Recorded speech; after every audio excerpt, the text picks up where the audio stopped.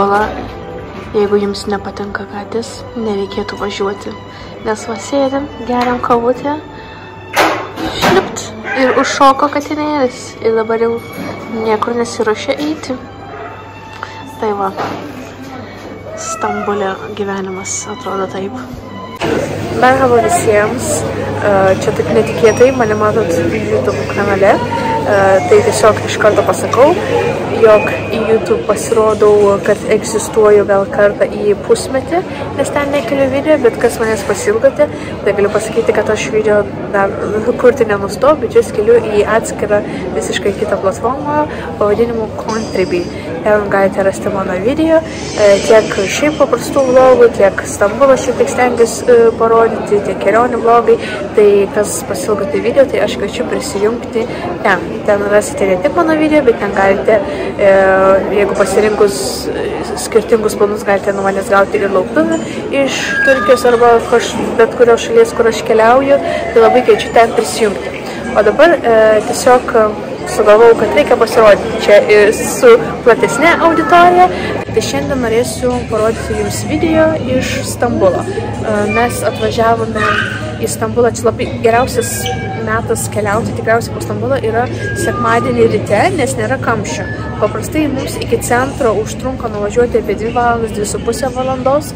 Kiekvieną dieną tie kamščiai yra, tai mes savo malonumai esame tokie retesni svečiai, būtent atvažiuoti kažkur tais į centrą labiau apie Bosforo sąsiaurio, bet va šiandien sekmadienio rytą yra laikas, kai nėra kamščių. Tai mes atvažiavom per 35 minutės vietoj 2 ar 2,5 valandos, bet tada šiek tiek 20 minučių užtrukom, kol suradom, kur mašiną galim nemokamai pastatyti. Tai va, žodžiu, mes pasivaikščiojom per gatveles, atsigėrėm kavos, kaip matėte, o dabar kažkaip neturim jokio konkretaus plano, tiesiog ką sugalvosim, tą ir veiksim. Tai va dabar mes laukiame kelto, kuris mus perkeltų iš europinės pusės į Azinę. Nusprendėm pavažiuoti ar apžiūrėti Kuzgundžiuk rajoną. Tai supažinsiu su jumis ir parodysiu būtent tą vietą, kai ten atvyksime. O dabar laukiam keltų, turėtų atvykti už 3 minučių ir persikėsim iš Europos į Aziją.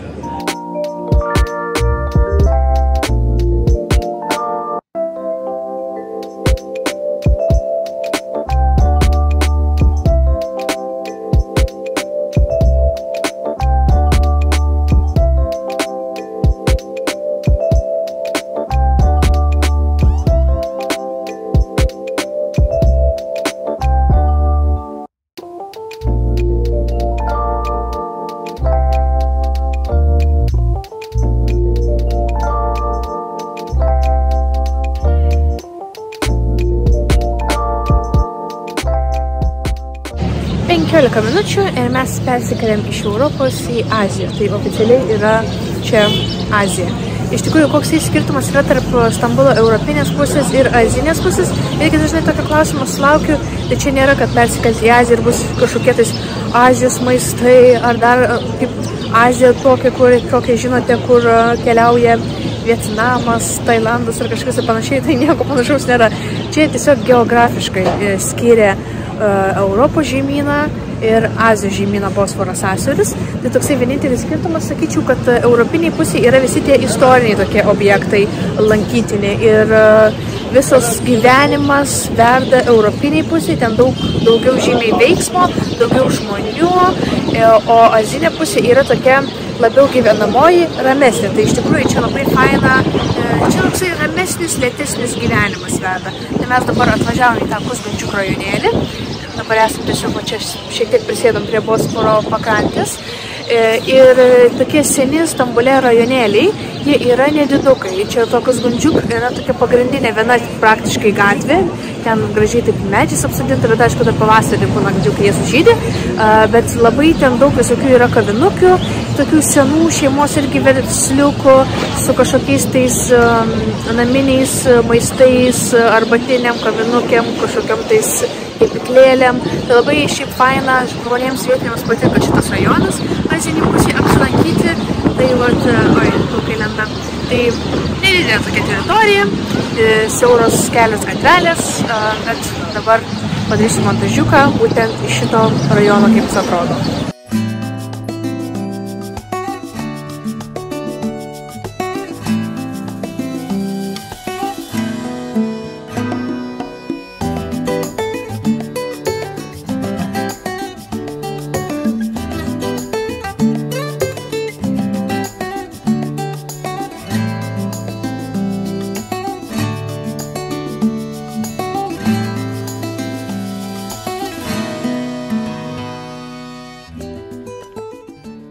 Kuzgundžiuk rajone dar yra tokia viena gatvelė, kur reikalauja pastangų į ją užlipti, toksai gan visai status kalnas, bet užlipus į ją atsiveria toksai gražus vaizdas į Bosforo sąsiaurį. Tai nors pareikalaus biškį prakaito pradėti, bet tikrai verta čia užlipti.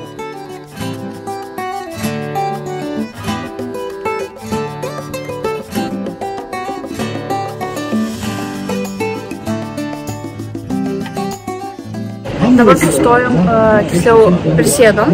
Čia yra viena tokia labai populiari, gal būtent dėl serialo išgarsėjusio kavinukė pavadinimu Ekmekteknesi. Maždaug 90-aisiais buvo toksai vienas labai žymus serialas, tokiu pačiu pavadinimu kaip šita kavinė Ekmekteknesi. Buvo tiesiog rodė šeimos gyvenimą ir būtent filmavo, jog tai šeimai priklausė, tai dabar žiūri metus, jo 2002 metais išėjo šitas serialas, šiek tiek biškai pamelavau, 2002 šitas serialas, nu, žodžiu, senas, bet saka, ir kad žymus jisai. Tai va, šeimai, kur rodė jų gyvenimą, priklausė būtent šita kavinė, kurie ten kepė duoną. Ir, žodžiu, aš to serialo nemačius, bet kiek man čia pasakojo, kad buvo tikrai žymus serialas. Ir čia parduoda vieną patiekalą, lahmacun pavadinimu. Tai čia lahmacun vadina tokia turkiška pica jinai yra. Kai atkeliaus, parodysiu, kaip atrodo. Ir čia vienas iš tų patiekalų, kurį tikrai rekomenduoju paragauti, jeigu lankotės Stambule ar šiaip kažkur tais kitur Turkijai, nes tikrai labai skanu. Bet žinoma, reikia žinoti geras vietas, kur to ragauti, o čia galite kreiptis į mane. Padėsiu jums atrasti vietas, sustatyti asmeninį kelionės planelį, ko tik prireiks, galite man rašyti. Aš čia vietas, kur yra skaniausias ten lahmacun, skaniausia baklava, skaniausias kebabas, tas ir anas, tikrai žinau. Tai taip atrodo tas lahmacun, toksai plonas lavašas, ant viršus yra malta mėsa su pomidorais, šiek tiek paprikos būna ir tada čia užsidedi salotų, priklauso nuo kavinės. Kiti kopūsto lapus padeda, tada arba petražolės gali būti, pomidorai taip pat gali būti į vidų dedami ir apsišlaikstai citrinos sultim. Va taip susivinioja, kaip čia vienas demonstruoja ir valgai. Tikrai labai skanu. Pabandysim, įvertinsim šitą vietą, kiek duosim taškų.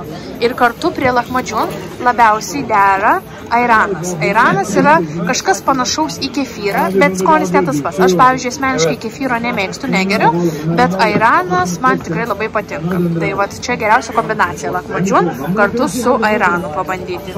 Toj vietoj kavinukai dar anksčiau nebuvau čia prisėdus paragauti kažko, tai va, paragauti lahmacun, tai įvertinu, žinokit, 7.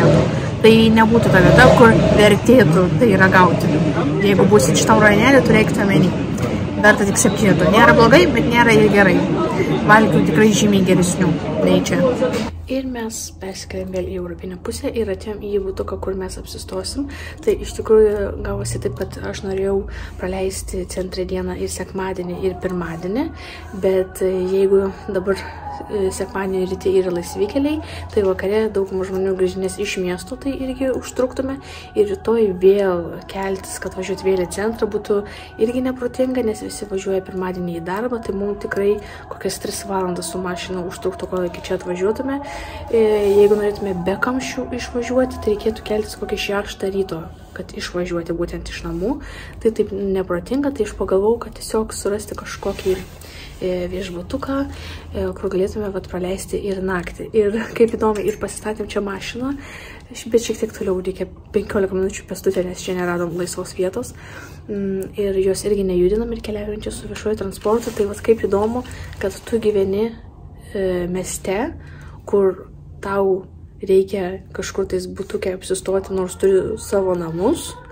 Ir tu naudoji viešai transportą, nors turi mašiną. Tai va tokia situacija įdomi.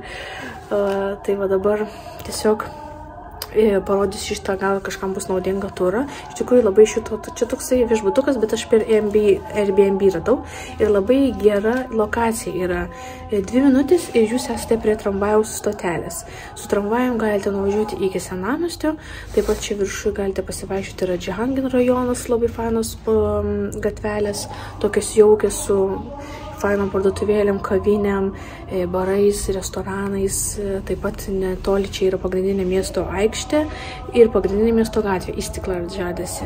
Tai labai gera lokacija ir aš kadangi, kai gyveni, turi savo čia namus, tai mokėti šiaip kažkaip apsistoti daug nenorėjau, tai aš ieškojau kiek įmanoma pigiausio varianto, bet kad būtų ir dar padorus, o ne kažkokiam tais neaiškiam rajone su kažkokiu neaiškiu kambariu. Tai labai gerą variantą radau.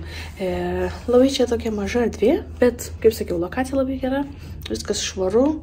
Iš tikrųjų tai gerai atrodo visai, pakankamai. Ir nakčiai kainą aš radau tik tai 30 eurų, tai labai ekonomiška. Tai jeigu kas nors ieškotume tokio ekonomesnio varianto, kur apsistoti Stambule, tai va čia gal jums vienas iš variantų būtų. Tai dabar parodysiu, kaip atrodo. Tai va čia įeini pro duris, čia yra koridoriukas į kambarį. Čia pirmiausia, vat, po kairė yra tiesiog va, toksai tualetas, gal rankšluosčius reikėtų ir savo, šitas nelabai kaip atrodo tiesiog vienas, tai tiesiog paprasta tokia dušo kabina, gal nėra iš geriausių variantų, bet čia kiek moki tą ir gauni, žodžiu toks variantas, kadangi mes tą dušo nenaudosim, tai nesvarbu, bet va čia toks kambarys, yra virdulys, čia kava arba ta palikta vanduo, čia va tokia prisėsti ir va čia lova. Nėra pagrindinės lempos. Va, čia viena dega ir čia tokia, tai šiek tiek prietema. Čia yra tokia,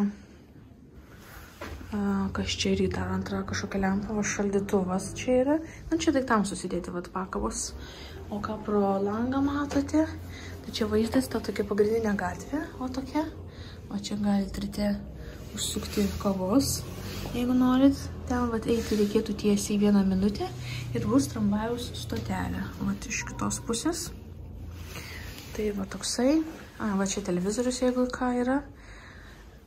Tai va tokį variantą ir turėtume, žodžiu, už 30 eurų nakčiai. Tai kas taupot, nenorit daug viešbučiams išleisti, visai neblogas, sakyčiau, toks variantas.